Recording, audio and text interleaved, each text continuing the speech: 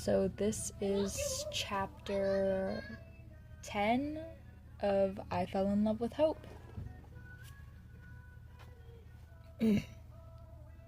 Kind. 1 year ago. Sony wants to race today. Since she barely has the strength to pace without getting lightheaded, she and I come up with a set of rules. I walk a loop around the atrium twice around to make up for my two-lungedness. She says, well, she only does one. Whoever crosses the finish line first wins. A few steps around a corner, I look back over my shoulder to see how much Sony has to catch up, and whoever I knock into this time isn't as small as Neo. My front meets with the body as I turn the corner.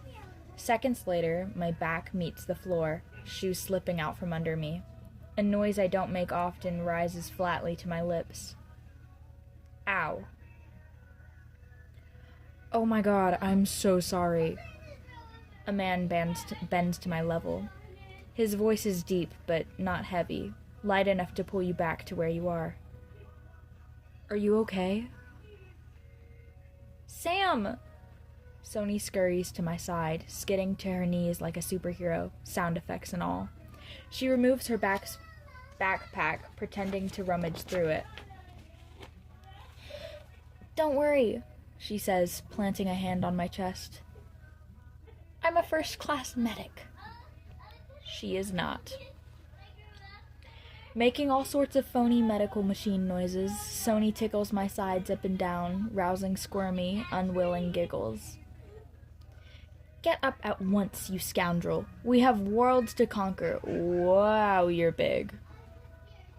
Sony stops when she notices the man standing at our level. She blinks, looking him up and down.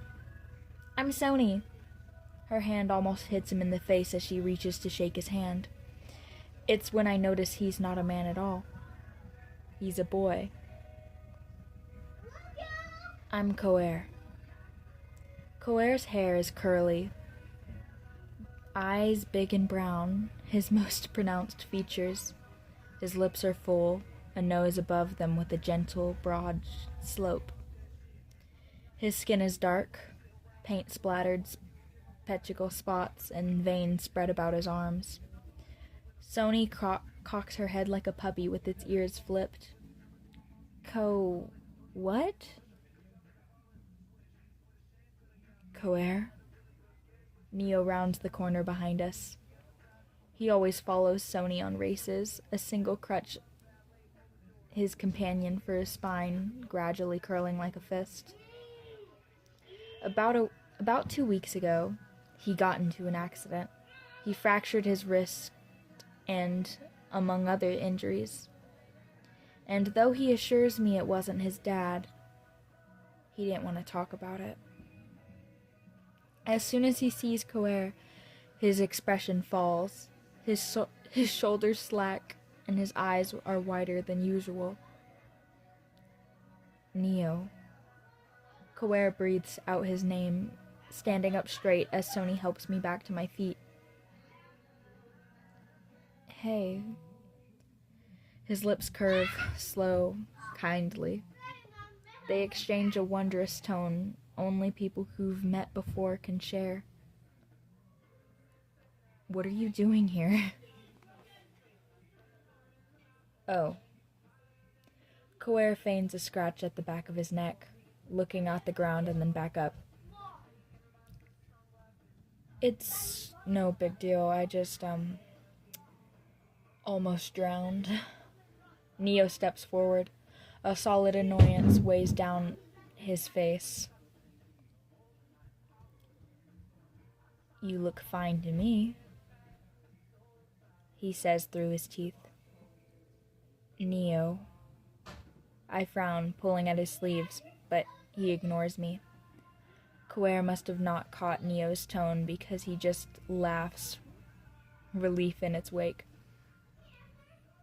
Neo, he says again, enamored by his presence. I can't tell you how happy I am to see you. The longer Coer remains in his light-hearted fit, the more Neo's anger grows. Coer turns to Sony and me to explain. We have literature together. Our teacher can't get enough of him. He's a genius. Coer doesn't get to say anything else. Cutting him off, Neo pushes right past him and storms down the hall. The last time Neo had an outburst like that was when he flipped the food tray over in my arms. I opened the door to his room warily. Neo? I want to be alone, Sam. Pulling himself back into bed, he winces till he's surrounded by pen, paper, and the safety of his paper and ink ocean. Will you come to dinner with us later, then? I ask. I already stole you an apple. Is he gonna be there? Distaste plays on his tongue. He avoids eye contact, rummaging through pages he isn't actually reading with more force than necessary. You don't like Coer, I point out. What makes you think that? You were rude. Sam. Sorry. I catch myself. How do you know him? Neo throws his pen down, jaw tight. He doesn't lean back against the wall. He thumps against it, crossing his arms, unable to contain the continued twitches across his cheeks. People call him C, he says. He's been on the swim team since middle school. Everyone adores him because he's a good-looking and an idiot. Everyone but teachers, at least. He spends all of class listening to music and staring out windows. His grades probably don't matter because of his star athlete crap. Girls practically cling to him in the halls like popularity leeches. His taste in friends is just as impeccable, too. I should know. They beat me up while he watched. Neo's eyes lock with mine. The catalyst of his scars come to mind with that look. Neo's father inflicts pain, but there's a distance between them. A distance that nurtures indifference. There's nothing indifferent about him now. He's not telling me the full story. If Coer were just a passerby, someone who ignored his assault, Neo wouldn't care. He doesn't push past his mother trembling with rage, and she is the greatest bystander in his life. There's something else I'm missing between the lines. Neo makes an ugly face at me when I don't respond. Anything else you want to know? I blink, my hands flat on my knees. What are leeches? Get out, Sam. I do. I just feel like a blind passerby turning on the doorknob. Back where I left him, Sony and Coer gather around an old vending machine. No, you're doing it all wrong. You gotta crane kick it like this. Sony raises both of her arms over her head, lifting one leg and flicking her foot forward so hard that her shoe almost flies off. She doesn't even strike the glass, slipping over her feet and falling backwards. Coer catches her. Sony blows the hair out of her face and points at the vending machine. See, Coer? You can just call me C. Alright. Cece? Wait. Sony forgets her qualms over the consonant when she sees me. Sam! She yells, scrambling upright. Where's baby? C looks over at me too, expectantly, in a polite way. I don't like that he's polite. I don't like that all I see looking at his face is it turning the other way as my friend gets beaten. You let people hurt Neo? I ask, but it's more of an accusation. Sony's chin draws back. What? What? C asks the same question. You and your friends beat him up. I never beat anyone up, he says, my brows knit together, and C keeps defending himself. I'm his partner in class for reading. Neo doesn't lie. I remember the ache in Neo's face when he saw C standing in the hall, so oblivious. Neo is in and out of his place constantly. One day, not long ago, when he came back with bruises all down his shoulder and blades and a black eye and the wrist he likes to squeeze is broken. That day, he wouldn't talk to anyone, even me. We lay together in the dark. A single tear rolled down his temple. I thought it was his father at first, but now I'm not so sure. You hurt him. Yikes. Sorry, dude. Sony plants her hand on my shoulder, tisking. I can't be buddies with a bully. Maybe in your next life you'll be likable. See ya! Wait! C calls out to both of us before we can walk away. He swallows a lump in his throat, confusion and memory morphing into a realization. Can I talk to him? C, I quickly find, is not unlike Neo. Whatever he's thinking, it isn't said out loud.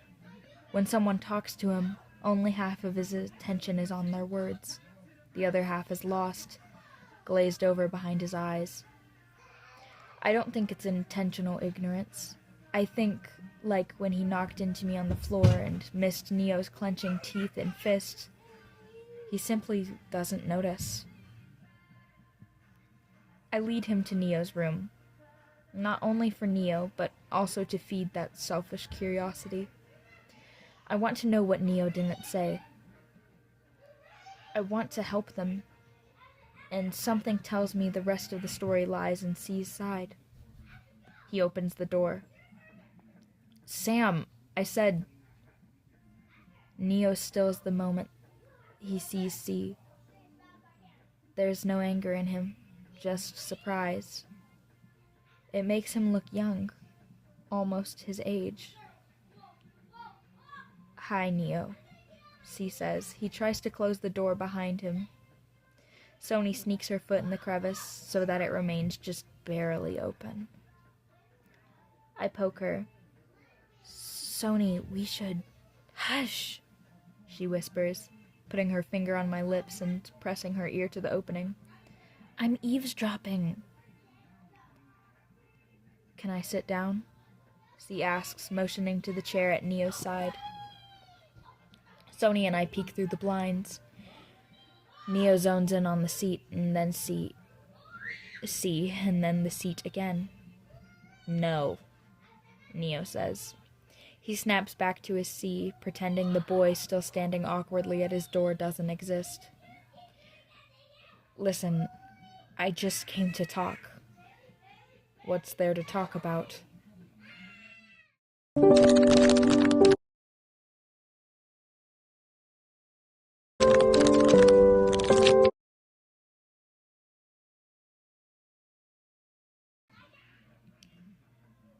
I'm sorry, C says.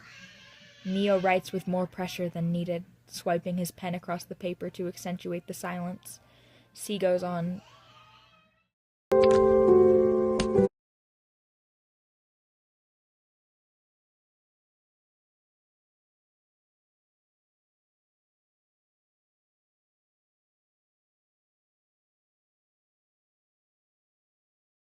I'm sorry for, what my friends did. I didn't know they were ramming me against the lockers and calling me a faggot. Neo's tone is flat as his features. For the first time, he looks C in the face. You were there. You knew exactly what they were doing, and you just walked away. I'm sorry. I should have stopped them. You didn't. I'm sorry. Stop apologizing.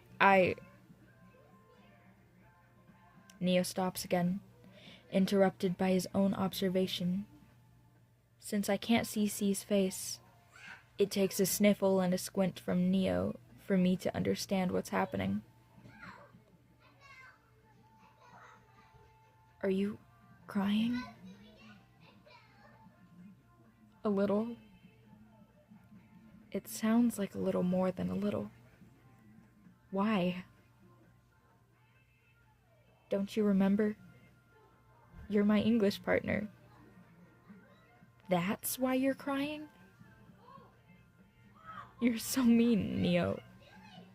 I won't argue that statement.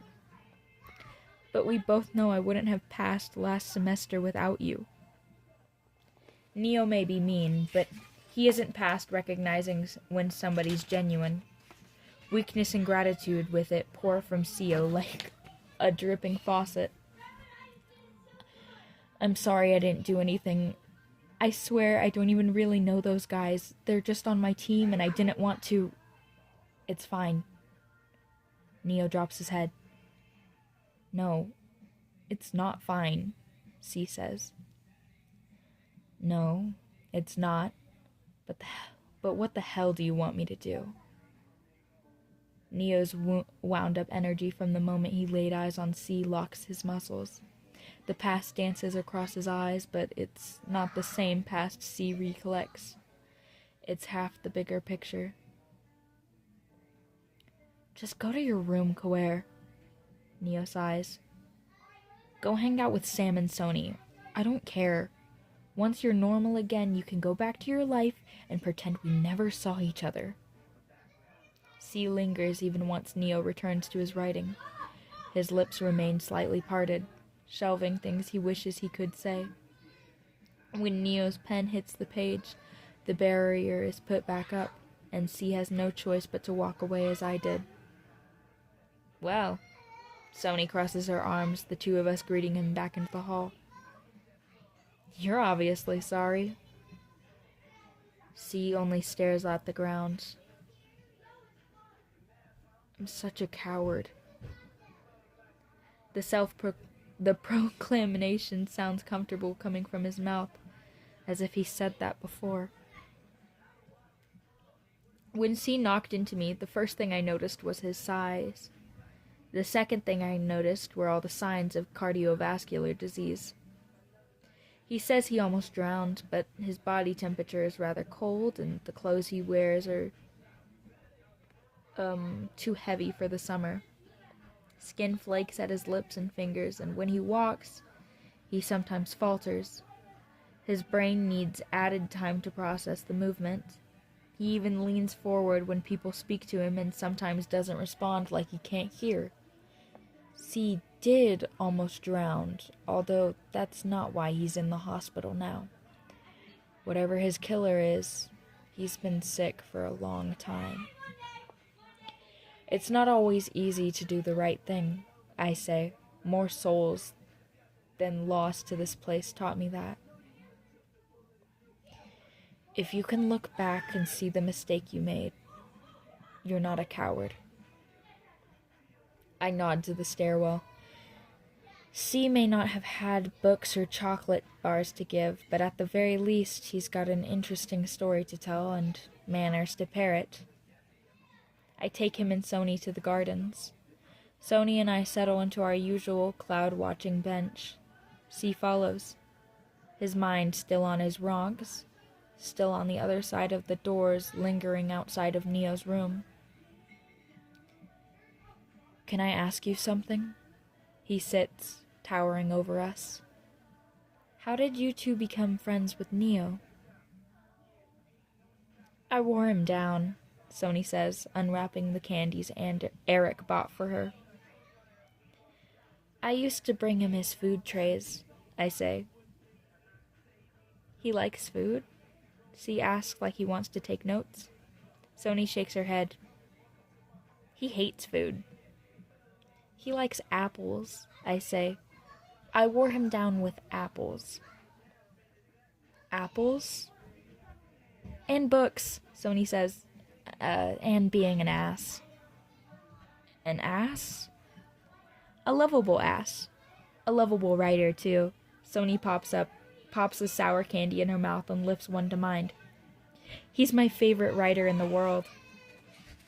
Asking how you become friends with someone is like asking how the world came to be. It's a process. It's not linear nor cyclic. Not unlike the world.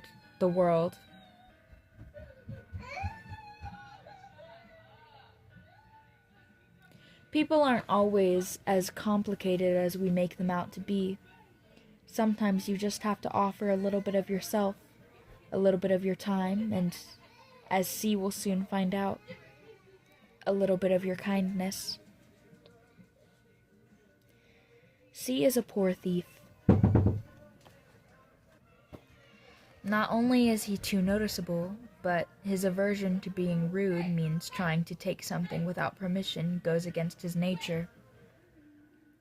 He's already apologized to the cafeteria attendants 3 times for my thievery.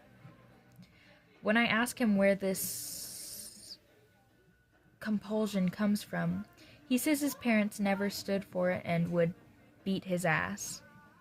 I tell him that misbehaving is part of being human. He tells me that this particular part of being human makes him want to vomit with guilt. I end up stealing most of the apples for him. C never eats them. Instead, he brings them to Neo, Sony and I's advice in mind. The first day. Hi. He shuffles into Neo's room like a parent trying not to disturb a child doing homework. I brought you an apple. He sets it on the side table. Thanks, Neo says, picking it up warily. C smiles curtly, hands cupped in front of him. Oh no. There we go, all better. Hands cupped in front of him. Can I sit? No.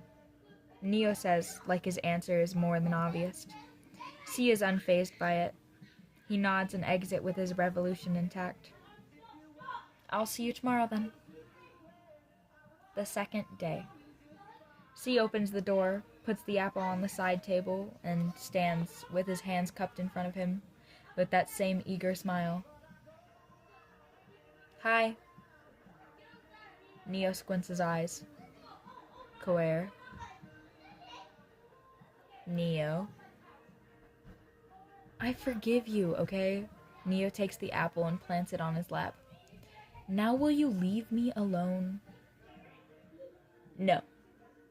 C opens the door. I'll be back tomorrow. The third day. C opens the door. The apple finds its spot on the side table. C takes his stance, hands cupped, smile dimply and fresh.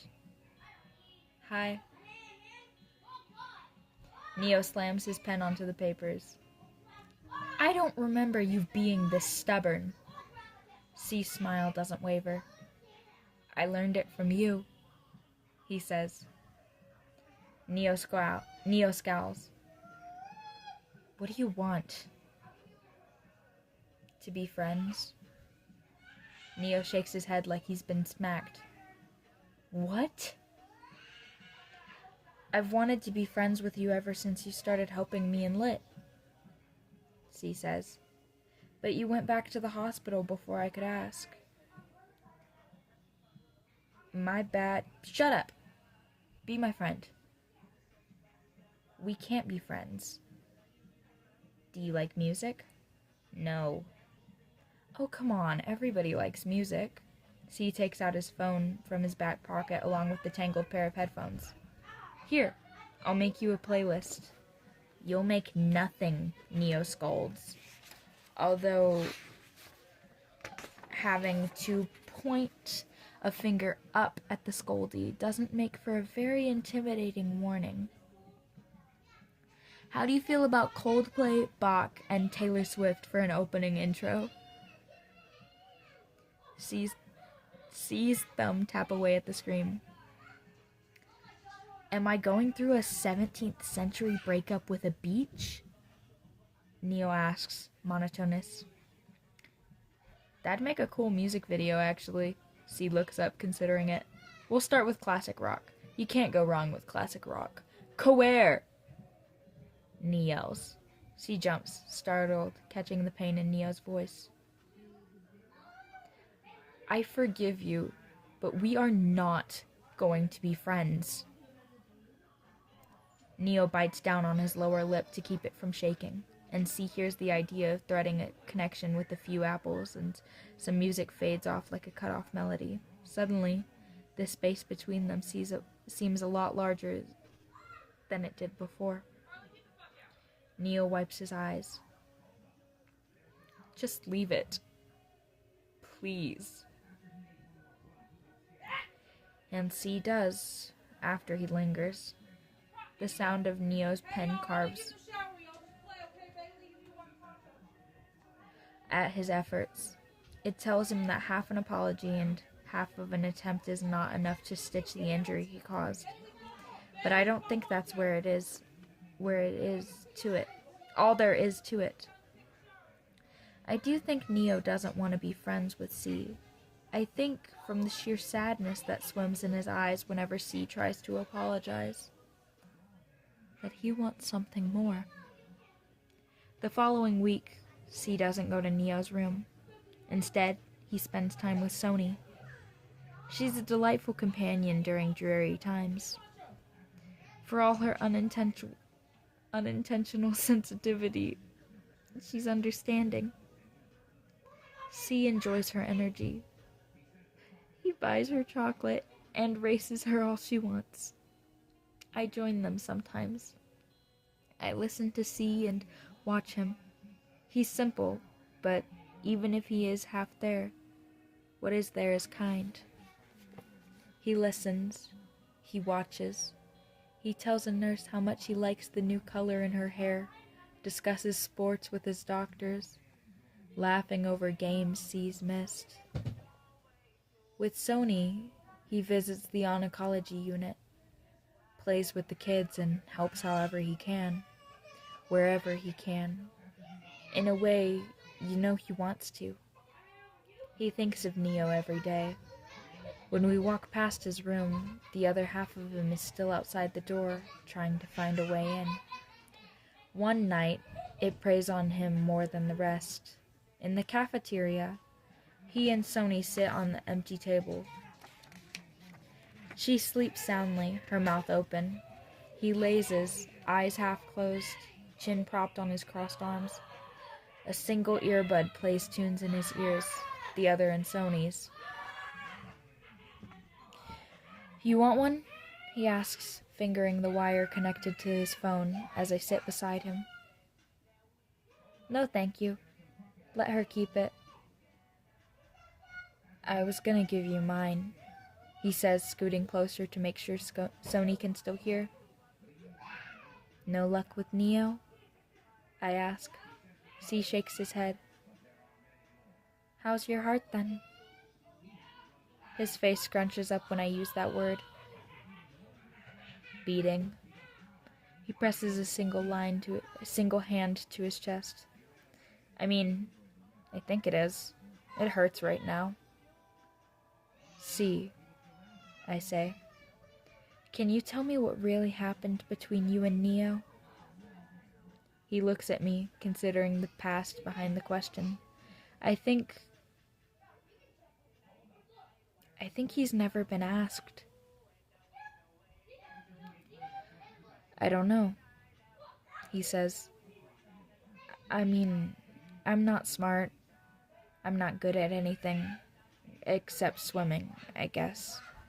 That's all I've ever been good at. The hand on his chest bunches his shirt. But a few years ago, my chest started to ache. You never told anyone? My parents would have made me stop swimming, and I wasn't anything else but a swimmer. I didn't want to be nothing, he says. After I noticed something was wrong, I started to listen to music all the time and watch movies and stare out windows just so I could exist less. C and I exchange a glance. It's not easy to acknowledge that something is out of your control. One day, your skin turns to a rash and your bones start to bend. Your lungs give out and your mother is no longer there. Your heart hurts, and in the depths of a silent, lonely place, it stops beating. It's sudden, sometimes too sudden to accept. Sorry, I'm not good with words, C says. He exhales choppily, releasing his shirt. Neo was never nice to me like most people are, he says. He looked at me longer than everyone else did. He asked questions. He taught me things with every conversation. There's something rugged, but at the same time elegant about him. I've always been drawn to something curious. It's why he likes reading. I whisper, fond memories behind it. C chuckles a dry laugh. I never liked reading. Neo made me want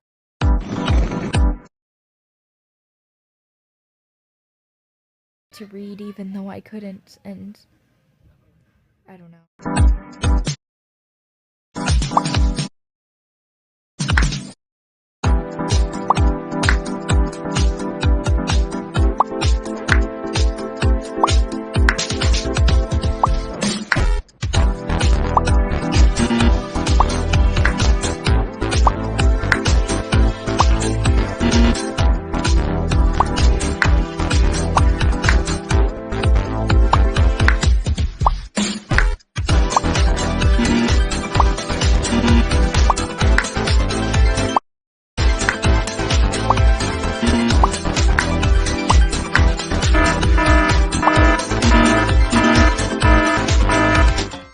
Download now.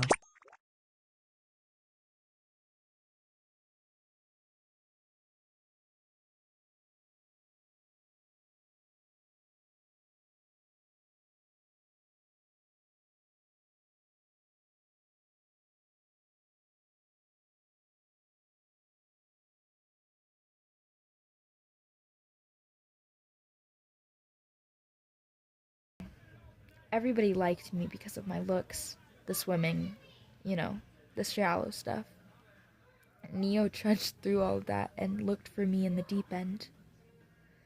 C stutters when he talks, like he's searching through the maze for answers and suddenly hits a dead end every sentence. I like him, he whispers. I guess I thought he liked me too. The picture comes together behind the fog of their history. This goes farther than the altercation in the hallway against the lockers and the foul-mouthed bullies. There are words and moments that came before that. Neo's single tear didn't belong to those boys, his father, or Broken Bones. It belonged to C. You're compassionate, I say. That's why I like you. Neo likes you too, more than you think. I stand up and push my chair in. Wait, Seo calls. How do you know? Did he tell you that? I imagine how hard Neo must have fallen for someone who cares so much. I imagine how smitten he must have been as C tries to read, despite not being able. I imagine, from the hope in C's eyes, that he didn't fall quite so soon. But when he did, he fell much harder. I smile curtly as he does. No. The last piece of advice in my quiver from all the years I've spent watching escapes, like a loose end, I've finished to the melody. But he wouldn't be so hurt if he didn't care about the person who hurt him. Neo tells me about the first time he met C on one of his worst days. His body is sore and heavy beneath his C. His medicine renders him drowsy and pale. He eats less than enough to sustain his body weight. The toll it takes on his nerves pulls at strings near snapping. In his days, Neo tells me he met C long before C met him. He wrote a story, he says, about a boy in a rowboat searching for land to no avail. He says that's how it began. Neo isn't tall enough to reach the textbook cubbies in most classrooms. In his first year of high school, when he was already sick half the time, he'd hear snickers behind his back. He'd get shoved aside. The chair he stood on to gather books would get kicked out from under him. It was crowdsourced bullying. When you're small and a little different, you're expected to be the punchline.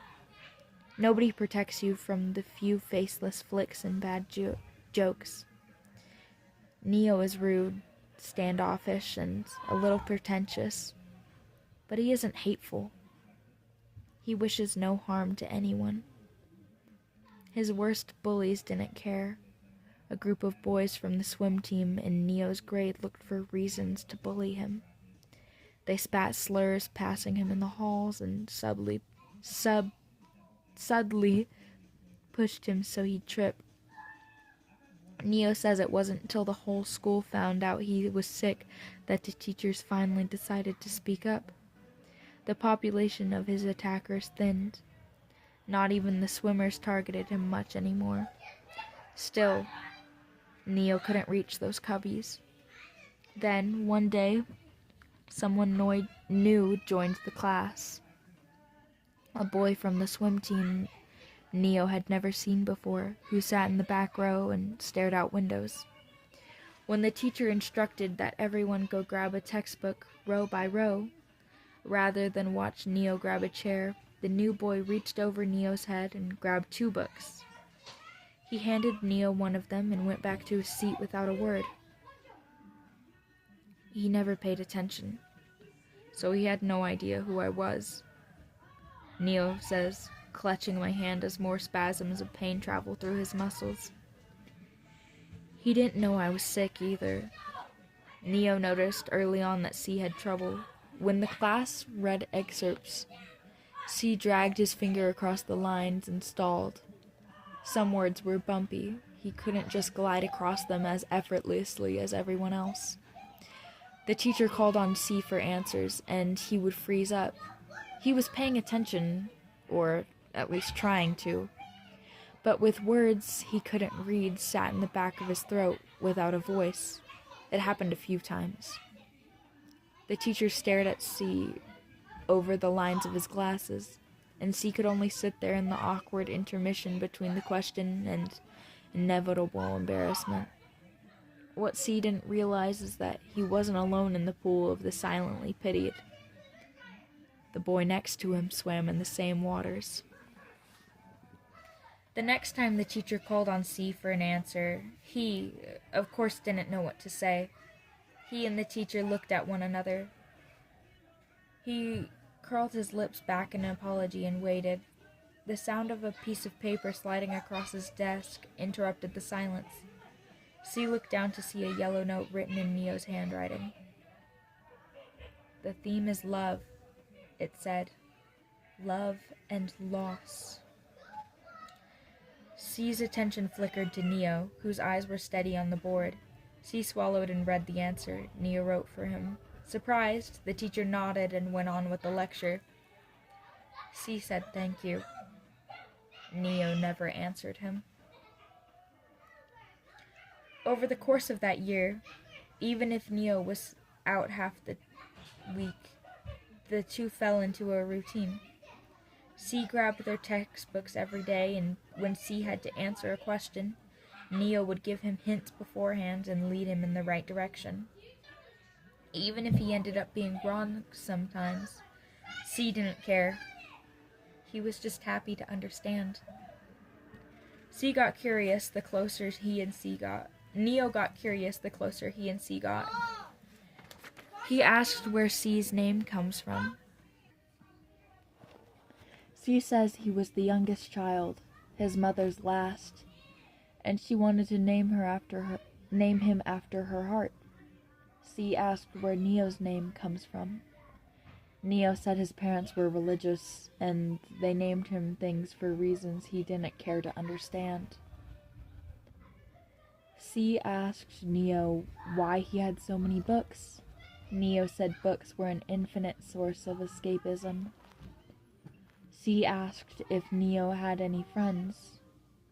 Neo said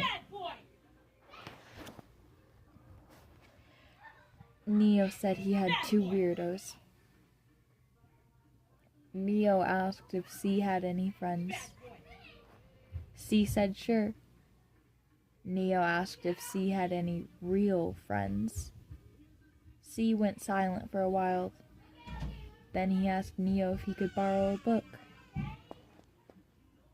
That's when Neo began to fantasize. He couldn't wait for class anymore without smiling to himself. He'd let his touch linger over C's when he handed him a textbook, and if it didn't escape by him that C sometimes got flustered when he caught himself leaning too close, or when Neo fixed his hair. They got in trouble often. Their teacher would scold them for talking too much. According to Neo, the detentions were worth it. They played rock, paper, scissors from across the room. Neo was happy. The smile that touches his lips when he says that makes my chest cave. But Neo's happiness ended there. The rowboat felt empty, he said, so he added another character to keep the other company. The story itself was harmless enough, just two boys lost in their endlessness of the sea. Neo left the story on his desk in English class by accident when picking up his bag. When he got to school the next morning, he found a group of boys from the swim team waiting for C. They read through the papers, passing them back and forth, spitting cracky chuckles across the desks. Neo stops at the door. When they caught sight of him, he didn't even bother running. They asked if he wrote the story for his boyfriend. They asked if he did the teachers favors for the grade, that maybe that was who the story was about. Between each insult, they pushed Neo further and further. The first boy tugged on his hair and ripped his papers to shreds. The second slammed him against the lockers. He grabbed Neo's thigh and asked if he was into things like that. The third tugged Neo's belt and threatened to rape him, saying it would be charity to rid him of his perversions. The rest laughed in a chorus. Neo is familiar with cruelty. His father's cruelty is hungry. It always has been. It taught him to disassociate from his body. When C walked in on the scene, he had his earbuds in. When he was heading to first period, hair still wet from morning practice, he looked at Neo, at the boys who'd stilled from their aggression to make it seem like nothing was out of the ordinary. A pack of wolves caging a bloodied lamb, waiting for the shepherd to walk away before mauling the rest of it. I didn't even feel those bruises, Sam, Neo says. I didn't care that they punched me or broke my wrist, or said they'd tell my parents how disgusting I was, or any of it. He struggles for his next breath. No one ever liked me. No one ever liked me. No one ever thought of anything of me. So, the whole time, All I saw was the back of Claire's head when he left me there. I thought he was the one I could sail with. I thought that maybe instead of rowing to the end of the sea, I could row to heaven. But even if it was just one person, I finally had someone. Neo's breath hitches. I thought I finally had someone. Neo doesn't cry. His jaw aches with how hard he represses it. I kiss him and hug him, and he hugs me back till the medicine lulls him to sleep. I understand why it hurts. I understand the loneliness of not being seen. I understand, most of all, from years of watching, that ignorance is worse than cruelty. In time, C finally steals without fear. It's not very skillful, like I said. He's too big, too noticeable. He steals an apple and a book from the library, and more determined than ever, he goes to Neo's room. Without so much as knocking, he opens the door, full force, and shuts it behind him. Neo glances up from his writing, legs beneath the sheets, Sony's stained sweatshirt on his shoulders, and the hood on his head. C waits for his full attention before talking. I'm sorry I wasn't there when you needed me. Denial is my life's work, and I'll be damned if I let it ruin this. He motions between Neo and him. Every day since the day those guys hurt you, I missed you so much it hurt, and I miss you now, and I miss you because even if you're a stubborn pain in the ass, you're the only person I've ever wanted. So I'm sorry, and you don't have to forgive me, ever. But you're going to get used to me being around because I am not leaving you again. C runs out of breath, holding the edge of Neo's bed to regain his balance. And most of all, I'm sorry I treated you like the shallow end of a pool. Neo's stunned expression shakes till he forces it into a frown. What does that even mean? I don't know. C waves his head through the air. But I'm trying here because I like you. I really like you. So am I going to have to steal our old textbooks and a pack of sticky notes from school, or are you going to finally accept that you like me back? Neo stays quiet, and so does C. It's not comfortable, but at the very least, it's not a quiet that stems from a grudge. Neo looks at the book in his arm, squinting. Seriously? Jane Austen? The theme is love. Love and loss, C says, twirling his wrist to show off the cover. He lays it on Neo's lap. I like love stories. Neo raises the corner of his lips in disgust. Not another one. Will you read it to me? Like you used to? I've already read it. Neo picks up the book as if he's ignoring it, ready to hand it back and reject it yet again. The familiar tone hits C in the face, like when the teacher would dismiss his inability to understand. He wallows in the embarrassment and perhaps starts to accept that Neo may never truly forgive him. Okay, he whispers, turning around and grabbing the doorknob. Where are you going? C halts. He turns back around. The book isn't thrown aside or abandoned. Neo slides his hand across the first page, tucking his knees and to rest the weight. He takes off the hood and nods at the chair by his bed. Sit down and be quiet. Neo reads to C in a different way than I read to him. There's no monotone drawl over every passage. He works across the chapters with smoothness, sure to side-eye C.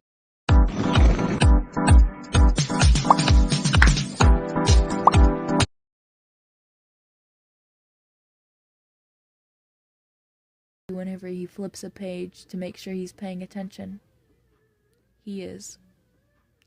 He props his chin on his arms too, and every time Neo picks up the story again, C admires him. They make it a habit to read every day. They exchange numbers. They text each other after hours when they should be sleeping. C sometimes sneaks into Neo's room, and they listen to music while laughing over the nurses they tricked. When C gets discharged a week later, he messages Neo every single day and visits us every afternoon. He doesn't swim anymore, he says, so he has no responsibilities anyway. A month passes of this routine, but one day, we don't hear from C anymore. Sony and I worry. We ask Neo if he's messaged him. Neo shakes his head, his thumb dragging over the edge of his phone. 2 days pass. Neo doesn't get out of bed, a familiar disappointment settling in his gut. Sony and I stay with him to alleviate it. It isn't till the sun is about to set on the third night that we hear a voice hopping down the hall, fading in and out like music. Neo! Neo! Neo! C comes running, almost falling over when he opens the door. The shape of him behind the blinds clears. He enters breathless, some sort of school assignment in his hands. He's wearing a hospital gown, and what made him trip wasn't the door, but an IV strapped to a pole and connected to his arm under a thin piece of tape. Neo looks him up and down with horror in his eyes. C's fingers shake with every breath he takes. He winces. Neo, look, he says, no preface, limping over to his bedside and sitting down next to him. Look, I got an A. C shows Neo the paper, pointing at the red letter near the top. There's a giddy smile on his lips. It can't keep its form, twitching like his muscles. What happened? Neo breathes, touching C's face with the most delicate reach. He moves aside the gown's collar, tracing the scars atop his veins. Nothing, I'm fine. C takes Neo's hands. He kisses his fingertips. Look, he says, read my paper. I wrote it all by myself. Neo, with the greatest reluctance, obeys. C smiles at Sony and me and asks us how we're doing. We both say we're doing okay. Neo reads C's paper, half of his attention on the words, half of it lost. Cardiovascular issues are points on a broad spectrum of severity. What's nice about the heart is that in most cases, if you catch the problem early, it's salvageable. What's more difficult about the heart is that it's essential, and if you aren't fast enough... When the night casts a muted blanket, Sony and I go to the gardens. Neo and C sleep inside, tangled like little kids beneath the cupboards, while she and I lean against the great barrier and look at our city. Out there, people always look twice at people like us. They glance at the hospital on their ways to work or from their office building, and they see doctors and blood and gray. They don't see our books or our broken things. They don't see a disabled poet and a broken-hearted composer making promises in the night. They don't know what it's like to drown or to be cut from gardens. It's uncomfortable for them to witness it. Sick people attract and repulse. Dying is a fascinating idea and a terrifying reality. We're gonna die, aren't we? Sony says. Faraway stars reflect her gaze, drawing string lights across her freckles. A sigh works through me. I rarely feel anything, but when I do, it's muted, purposefully, like the dark. Hearts are essential, though, aren't they? Everything has a heart. Even books, broken things, and I. Mine is locked away, frozen by the night and the snow. At least, that's what I'd like to believe. But love is not a choice. Without you, we would all be alone right now, Sam. You know that, right? Sony says. We love you. She takes my hand across the railing. Don't ever forget that.